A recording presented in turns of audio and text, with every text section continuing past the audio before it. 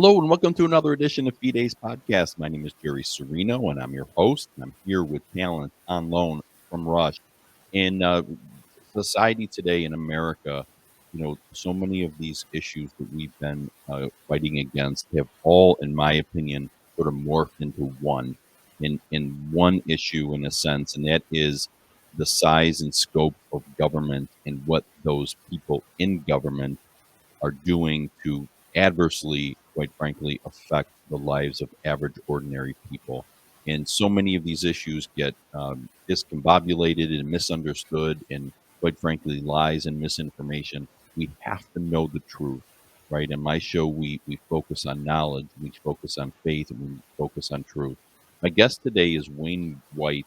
He's an author, a political commentator, a historian, and he discusses a lot of these really great topics that don't get enough attention. But I love these topics, and he's here to talk to us about these things and what's going on in this country. So, Wayne, thanks for coming on. Appreciate you having me, Jerry. Yeah, my pleasure. My pleasure. So, let's talk about a couple of things that you like to focus on, and we'll talk about some of your books and some of the things that you want other people to share. But right now, what we're facing in this country is a serious, in my opinion, and I think many others, serious economic situation. Right? We have uh, inflation. We have massive debt that our country has accumulated.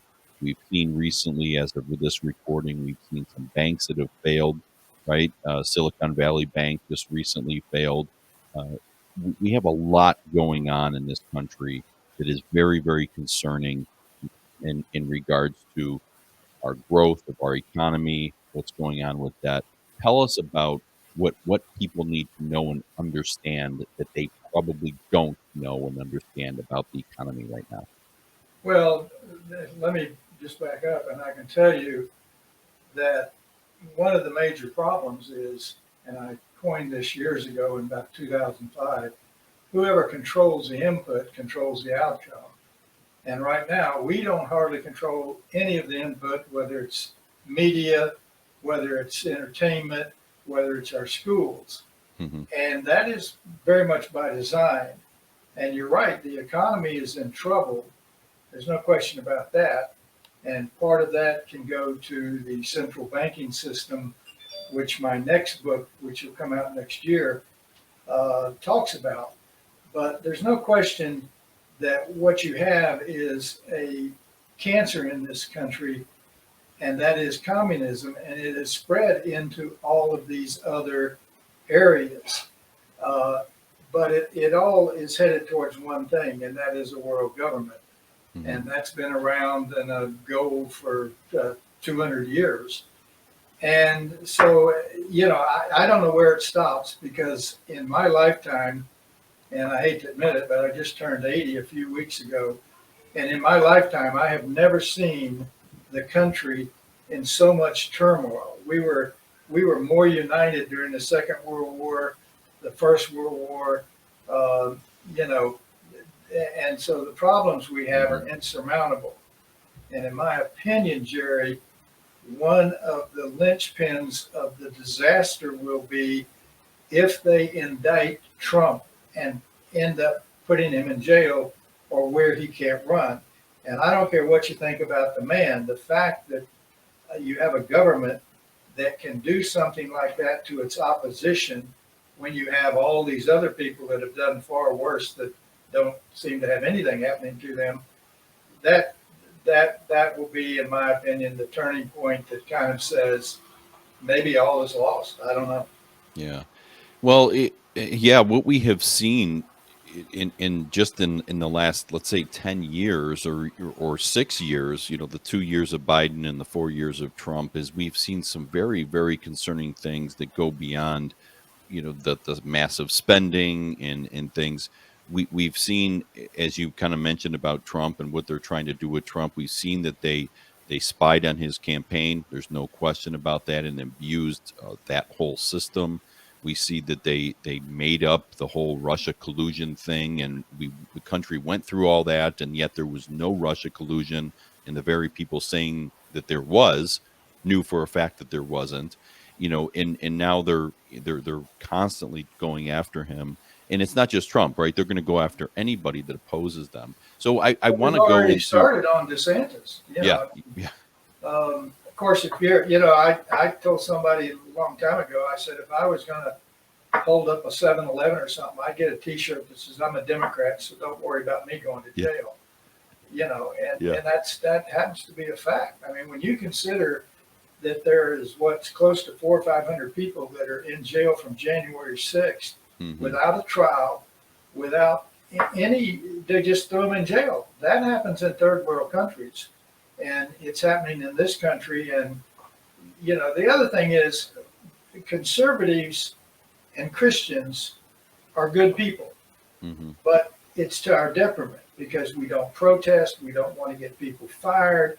I get kind of upset sometimes when I see the talking heads say, well, I don't want to see that guy get fired for saying what he said, or I don't think we should boycott so and so when they do something really bad, a company. Well, how do you think the left got where they are? Hmm. I mean, they do those things and they work. That's why they do them. Yeah. So we don't seem to be fighters at this point. Now, when we'll start fighting, I have no idea, but better soon than later, in my opinion. And when I say fighting, I don't mean picking up arms. I mean, we just got to start doing something. Yeah. Right now, we don't seem to be doing anything. Yeah, it's very frustrating because there are people fighting, obviously, but not enough, and that's a big concern. So you talk a lot about Marxism, communism, and I could remember my grandmother, who I sometimes have referred to as the original communist fighter. She's deceased now, but she used to always talk about communism all the time. And I mean, I guess I knew what it was and understood, but she really saw the writing on the wall, and she truly understood. For somebody who says, maybe some of my listeners are college age, and they say, well, what is communism? What does that mean, and why is it so bad? How would you explain that?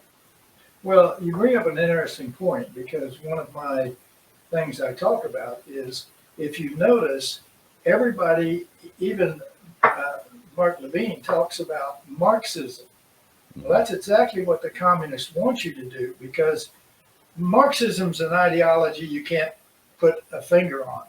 Communism, they hate that. That is their Achilles heel. If we started calling them communists instead of Marxists, you would really see them get angry. And the reason I say that is it's easy to understand communism because you got to look at Cuba, Russia, China, and you can see the horrors going on there. But the reason that communism is bad, and the simplest way to explain what's wrong with it is I don't think anybody in this day and age would not agree that the Chinese are the best educated, probably smartest people in the world. I mean, they go to school literally 8 hours a day. I think they get 3 weeks off in the summer. Yet, we're the worst educated in the industrialized world, and they have to steal technology from us. Now, that tells you one simple thing. Our system is that much better than theirs. In fact, they shot that or knocked that drone down in international waters. A leader would have blown that out of the water the minute it hit the water because it's international waters. Now the Russians have it, and they're going to get the technology.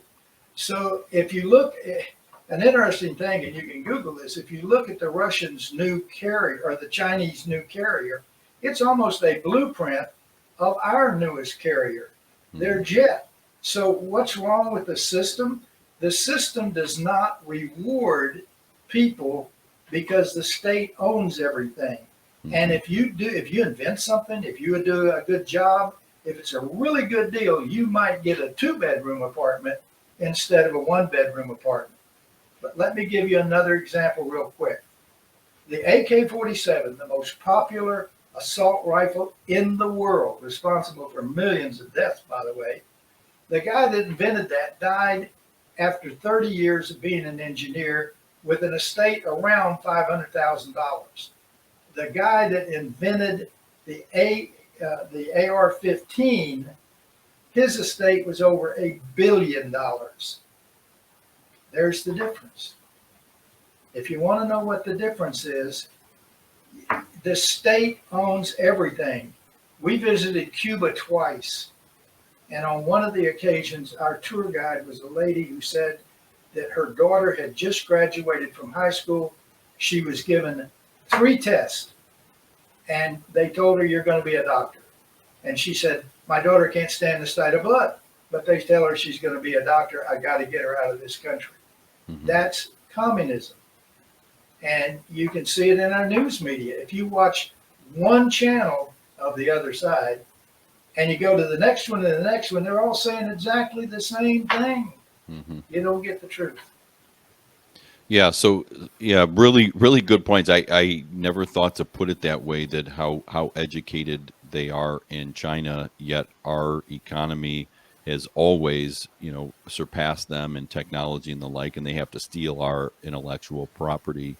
But what is the allure, though, Wayne, of people in a prosperous country like the United States who want communism? Because that's what's happening. They love it, even though they don't Well, know a it. lot of it is they don't know what they don't know.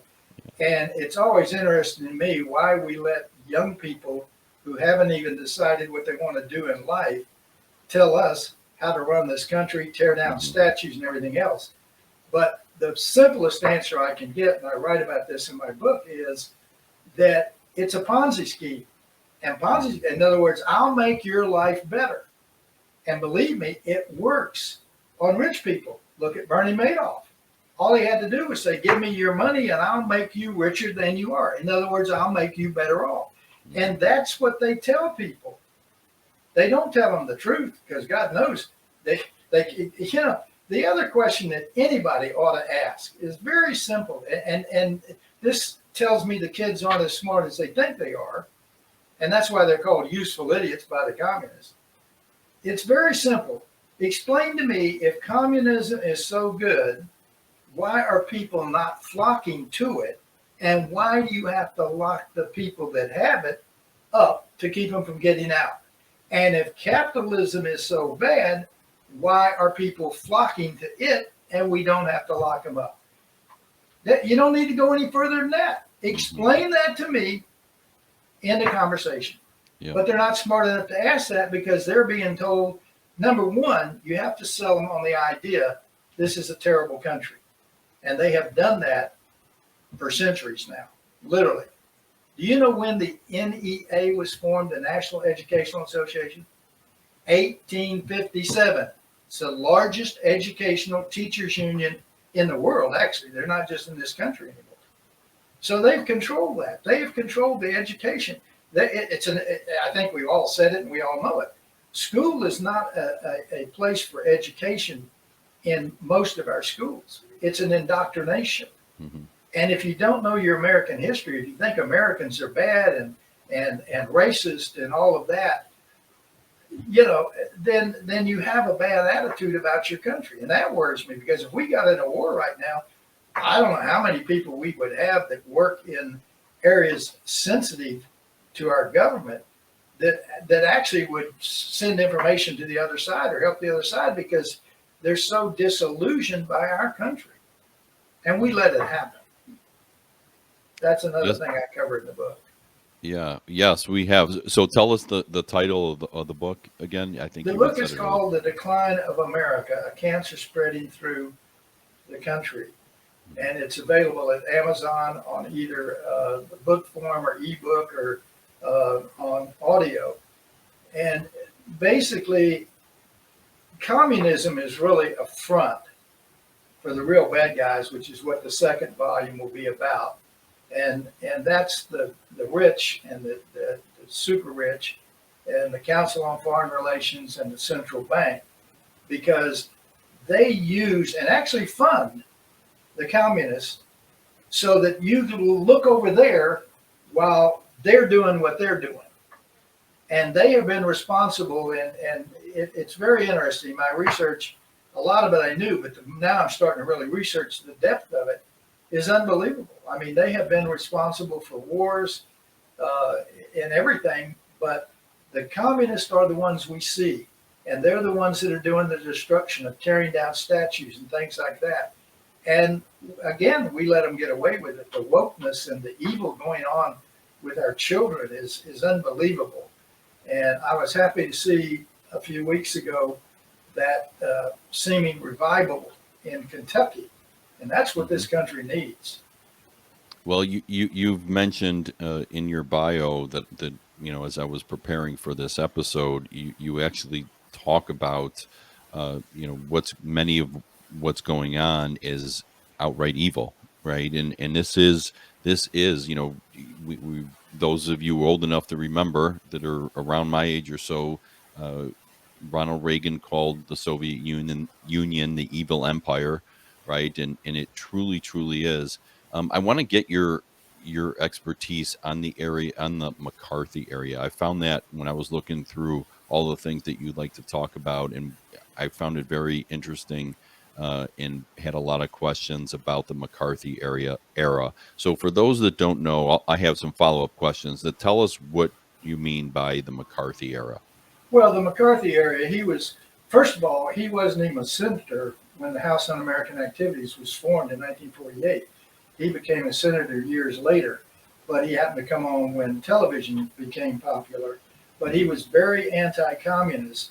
And it is amazing, the House on American Activities Committee investigated, actually, the investigation of communism started about 1908 with the forerunner of the FBI. And it's amazing. And he was right. Well, actually, no, he was wrong because there's a new book by Alfred Herman out, and he had access to things that were in the Russian archives when they fell. Hmm. We were able to go over and get. He had access to records from the FBI that were 50 years old and were released. And where he was wrong and the House on American Activities was wrong, they kept focusing on the State Department and how full of communists it was. But as we now know, thanks to this new book, every facet of American government, including the White House, was infiltrated with communists. They Hmm. were they were Soviets, but don't forget, uh, the Soviets were our enemy, and up until Nixon let the Chinese on board in the UN and the World Trade Association, they were a third world country. I mean, Hmm. they had just got their butts kicked by Japan. They literally were a third world country. And Nixon, a nice Republican who was about as leftist as you can get, and a member of the Council on Foreign Relations, he put him in. But MacArthur was right. He really attacked the communists, and he talked about the infiltration of SAG, which uh, Hmm. Ronald Reagan was president of, and Ronald Reagan testified before the House on American Activities. Walt Disney testified before the House on American Activities, talking about the communist infiltration of the entertainment business. And the interesting thing is, one reason they did that was because in the 30s and the 40s and up to the early 50s, Hollywood was anti-communist. They made a Hmm. lot of movies that were anti-communist.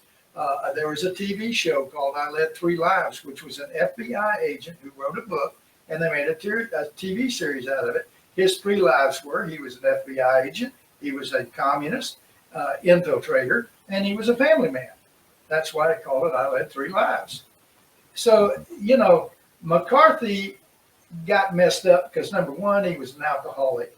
And number two, the Democrats fed him a list of people they said were communist, and they weren't.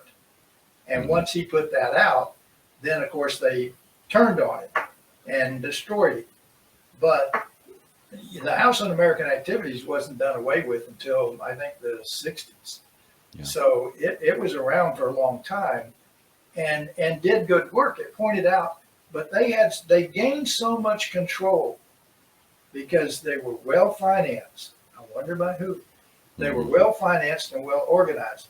Now, you said something a while ago about there are people out there that are fighting this.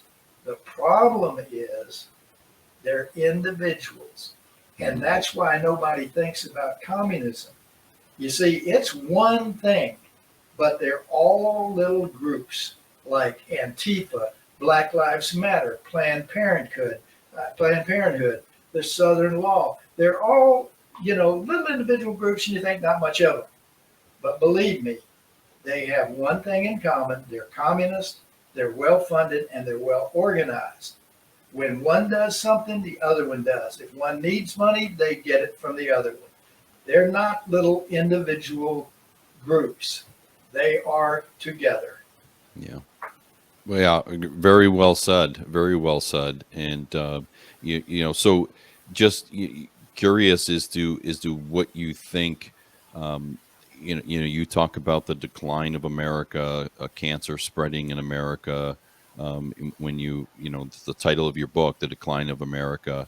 Uh, what is the you know are there people in you see you picture like a movie of a handful of people in a secret location smoking cigars, drinking martinis, directing the world. And I have lots of questions about what is going on with Ukraine. Are there people benefiting from this? Is that why we're there? Do you think that there are people that are essentially orchestrating this in a sense? Or 100%. And you'll just have to wait till my next book comes out. It will blow you away. But yes, and it's mm, been going on since the 1800s. Let me give you an example if you've got just a minute. yeah. The potato famine in Ireland, okay, it killed millions of people. But at the time, the British had enacted an act that allowed them to really call Ireland a colony. And a lot of rich bankers, 40% of the land was owned by Englishmen, okay? Mm, And the crown still allowed them to ship everything, poultry, pigs, cows, all of that overseas that was then sent out to other people. At the same time, 1 million Irish people were starving. So yes, there is control, and it's still going on today. It has been for years, and I'm going to cover it in my next book. And and the two are connected because, like I said, on the one hand, this cabal wants somebody out there doing cannon fodder, so to speak. right. They want them to get blamed for everything. So they got this well organized group out there, and they think they're going to be in control when it's over. Hmm. Now their philosophy will be in control. In other words, you won't have any say so, but it's going to be run by a group over here that is very well off, very well connected, and they have existed for a long time. You go back to the Rothschilds, to the well, even the Kennedys, and the Rockefellers, especially in the early part of our uh, you know decade and what have you. So Hmm. yes, you're absolutely right. This does not happen, and I can't remember whether it was Roosevelt or who that said, if something happens in government, it was meant to happen. In other words, it didn't just happen. Yeah. Somebody orchestrated it. Uh, Yeah. so yes, there is, and it's hard to believe that, and most people won't. Okay, Hmm. but no, believe me, there are people, including George Soros. We know his hands are in a lot of Sure. stuff, but I don't know that he's part of this cabal. It's more of the super rich, and of course the CFR, the Council on Foreign Relations. We haven't had anybody, maybe till Trump, that worked in the White House that wasn't a member of the Council on Foreign Relations, and you can Google that.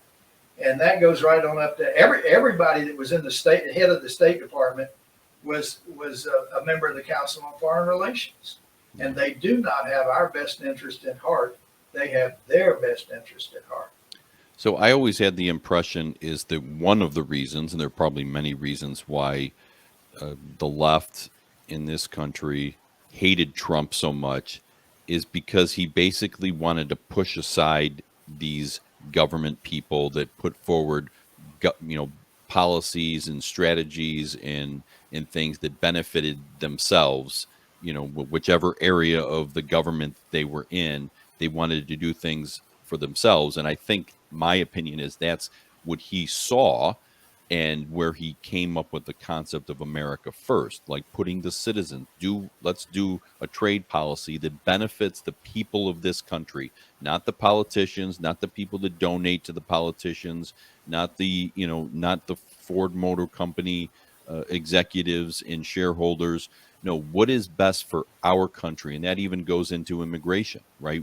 We should have an immigration policy that is in place that benefits you and me, the people that live here and are raising a family here, not for people of other countries, right?